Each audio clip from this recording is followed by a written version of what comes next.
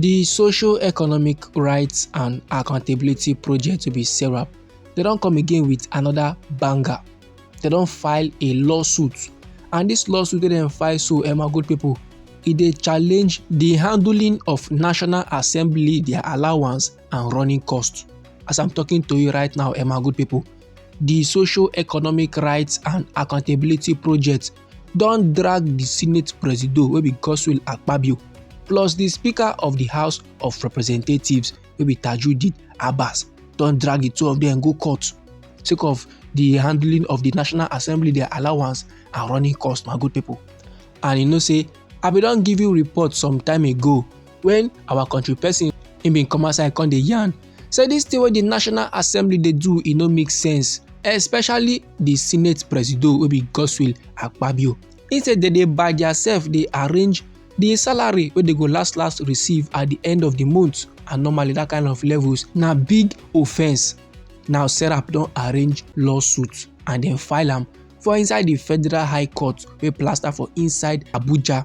Now this lawsuit wey SERAP dey arrange so, e dey accuse the Senate Presido wey be Godswill Akpabio and the Speaker of the House of Representatives wey be Tajudeen Abbas, say both of them now they fail to address the alleged unlawful practice of setting their own salary and allowance. They no come outside now come clear the air, come tell country people how e dey true be that period when the matter be dey hot. The Socio-Economic Rights and Accountability Project to be SERAP now, they want make court drop order wey go compel, wey go make Godswill Akpabio and Tajudeen Abbas to must end up this their practice and disclose, that is tell the general public the real details of the monthly running cost wey they dey pay give the lawmakers dem.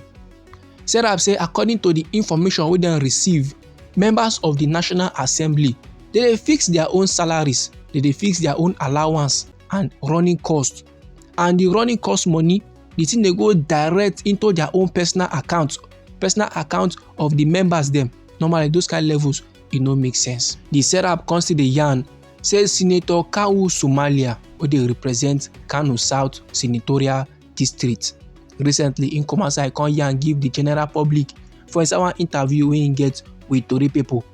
And for inside that interview, im say each Nigerian senator, that is one Nigerian senator, dey go house with at least 21 million naira monthly in running costs plus salaries and allowance. And according to Mr. Somalia, he say im monthly salary e dey less than 1 million naira.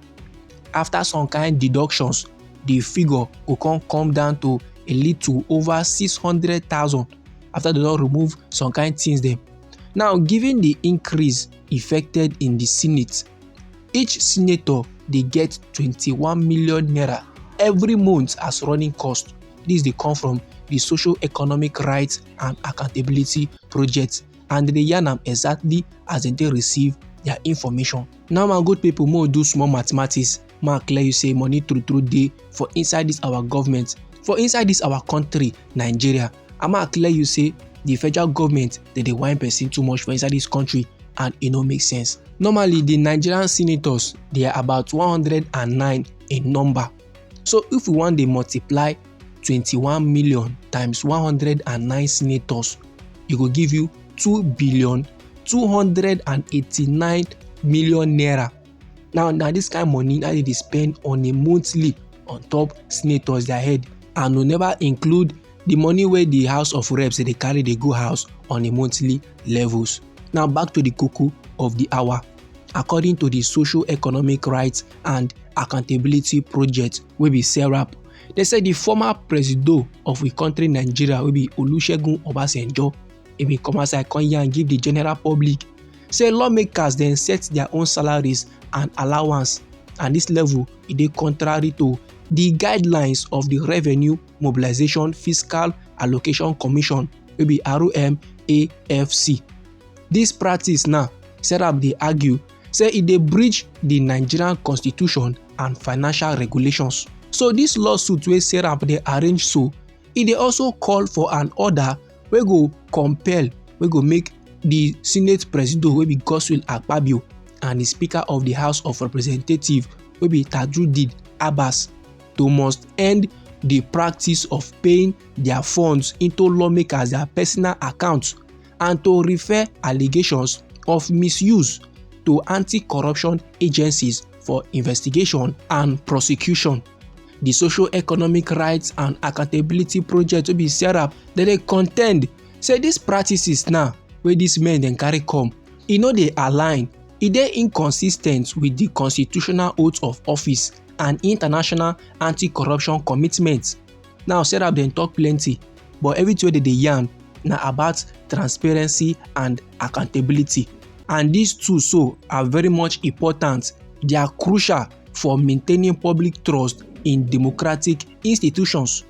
So dis suit now by SERAP, e dey seek to direct and compel the Senate Presido wey be Godswill Akpabio and the Speaker of the House of Representatives wey be Tajudeen Abbas to refer allegations of misuse of running costs to appropriate anti-corruption agencies for better investigation and prosecution where there is relevant admissible evidence. As I tell you before, my good people, SERAP now dey arrange dis suit, dem file dis suit so for inside the Federal High Court wey dey for inside Abuja.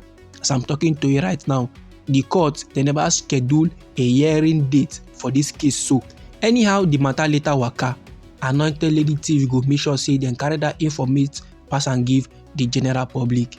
Now if you ask me, my good people, I go tell you say the things and things wey the Socio-Economic Rights and Accountability Project dey do, e make sense well well. These men, this organization or this group, dem true stand for the general public. Dem true stand for the interest of the country people. The Socio-Economic Rights and Accountability Project wey be SERAP, they dey follow the federal government bomber to bomber. They dey monitor their movement. They dey look anything wey dem do to make sure say everything dey very organized and to make sure say e dey in the interest of the general public. So a big kudos to the Socio-Economic Rights and Accountability Project because they dey try well, no be small. E no make sense say the federal government dey go dey enjoy life, dey go dey live the life of luxury, dey do plenty, dey go abroad, dey come back, dey live large. Meanwhile, country people dey suffer. Country people dey do protest, and inside their protest, they say dey kpai join the matter. Those kind levels normally e no make sense. Anyhow the informate be for body, my good people, feel free make it drop am inside our comment section. Now we be Anointed Lady TV. Now they give una legit information on the things and things wey dey happen for inside our nation. So if you like this update and you go like to dey receive more, then sharply make you subscribe to this channel and try make you put on the notification bell so that as we dey bring the news dey come, you go first get the updates and you go receive am sharp. And they come with another legit information for you, my good people. Abeg, no go anywhere.